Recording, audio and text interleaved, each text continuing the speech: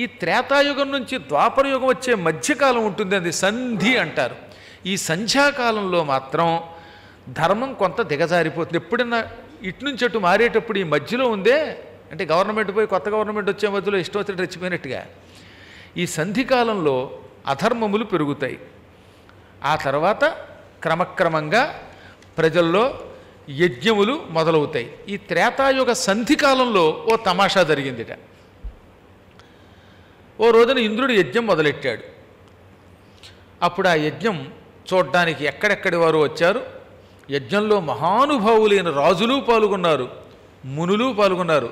యజ్ఞం తలపెట్టిన వాడు ఇంద్రుడు కదా, అందువల్ల ఇంద్రుని చేత యజ్ఞం చేయించడానికి కౌండిన్యుడు, అత్రి, మరీచి, దక్షుడు, అగస్త్యుడు, శాండిల్యుడు, క్రతువు, కణ్వుడు, కుత్సుడు, భృగువు, విశ్వామిత్రుడు, మైత్రేయుడు, మార్కండేయుడు, ఆసురి, వామదేవుడు, కపి, దుర్వాసుడు, బకుడు, వ్యాఘ్రపాదుడు, మాండవుడు, వశిష్ఠుడు, ఇటువంటి విశిష్టులైన ఋషులు కొన్ని వేల మంది ఇంద్రయాగం చూడడానికి వచ్చారు. ఈ యాగం చూడడానికి వచ్చిన వాళ్ళంతా గొప్పవాళ్ళు. వీళ్ళల్లో కొందరు అధ్వర్యులు, అధ్వరము అంటే యాగం, అది చేయించేవాడిని అధ్వర్యుడు అంటారు. అందుకే ఆధ్వర్యవము అనాలి తప్ప ఆధ్వర్యం అనకూడదు. పద్మాకర్ గారి ఆధ్వర్యంలో అనకూడదు. ఎందుకని?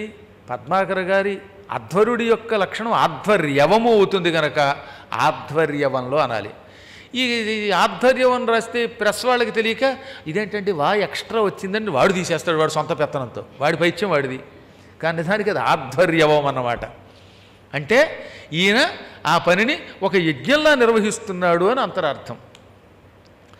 ఈ అధ్వర్యులు కొందరు, యజ్ఞం చేయించేవాడిని యజమాని అంటారు.